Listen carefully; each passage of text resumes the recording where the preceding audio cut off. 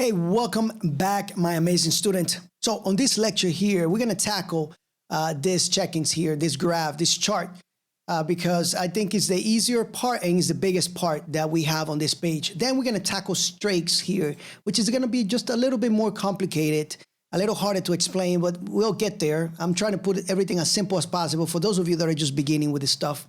But anyway, let's work on this. And I wanna work on the back end, then we're gonna do this in the front end.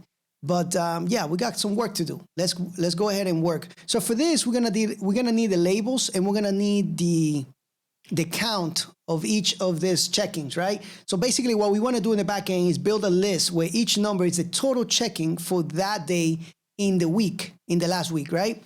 So let's get to that in a minute. So right there, let's go ahead and see what we can do. So what I'm gonna do, and looking at this, I'm gonna build an endpoint. And this is gonna look a little weird. Let me just, as a matter of fact, hold on. Let me just do it right here. Let me just show you what Python can actually do. All right, so let's get a decorator here going, right?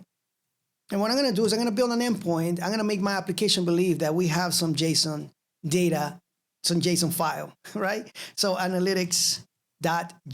I know some of you that are coming from other languages like maybe PHP or JavaScript.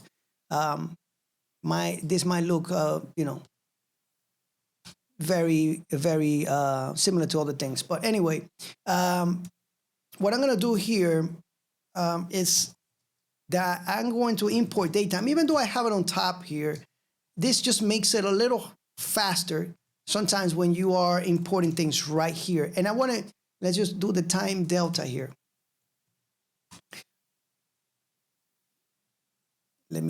Hold on, let me see something here. Actually, yeah, this goes, we need to define the function first. So sorry about that. I thought I was doing this in my head already. So analytics underscore JSON, just like that. Anyway, so I'm trying to avoid some of the circular stuff that Python has an issue with sometimes.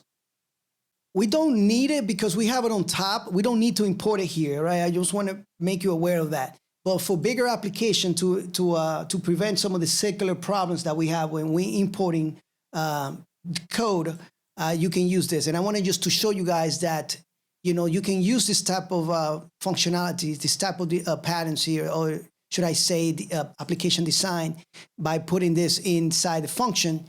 You can use this stuff to make your application a little faster, as it consumes a little bit less memory, and it just makes it better. But I don't recommend this to do it all the time, all right? Just for this particular feature, we're gonna use it, all right? So as a matter of fact, let's go ahead up here and get some of the stuff here. Let's get the days. All right, and yeah, this one today we're not gonna get it because we can actually create it ourselves, right? Super simple. But days we're gonna need. We're also gonna need labels, and yeah, let's create a list of these labels. So we're gonna say d strf time, just like we did in the template, and we use this %a to get that abbreviation.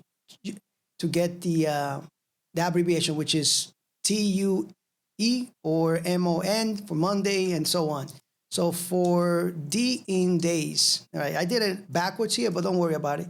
We got it done. And we're also gonna get the counts that I said we're gonna need for that specific date. We're gonna get all the counts, like this one has 2, this one has 1, this one has 1, and so on, right?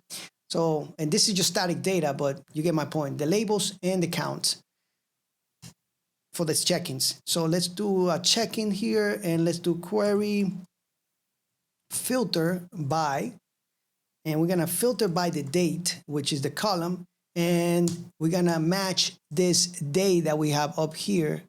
Yeah, we're gonna match the date, this loop here that we got there, okay? Again, I went ahead a little ahead of myself, and I started writing from this angle here, even though we could have just wrote the the for loop, so that way it won't confuse you. But anyway, I'll get the count from here, just like that. And we're gonna say for d in days. Simple as that. All right. So I got this loop that creates this temporary variable that we are comparing it with the date inside the database table. Simple as that. We're creating that count and we're sending it back. And now we could return. Let's go here, return. As a matter of fact, we can say right here. And let's change the data, of course, that we get back, which is in this case labels. And this one would be the labels. And we're going to get the data. What am I doing here? Labels. And we get the data, which is going to be what? The counts, right? Super simple. Yeah, that's about it. All right.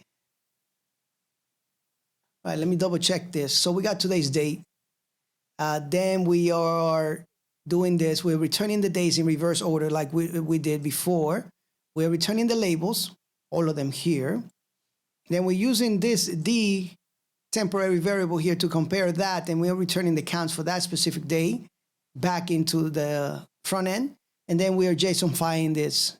We are returning JSON. We are returning the labels, and we are returning the counts. So that way we can pick this up with some type of chart right here. We're going to take all the static out, and we're going to replace it with some of this dynamic data coming from the database.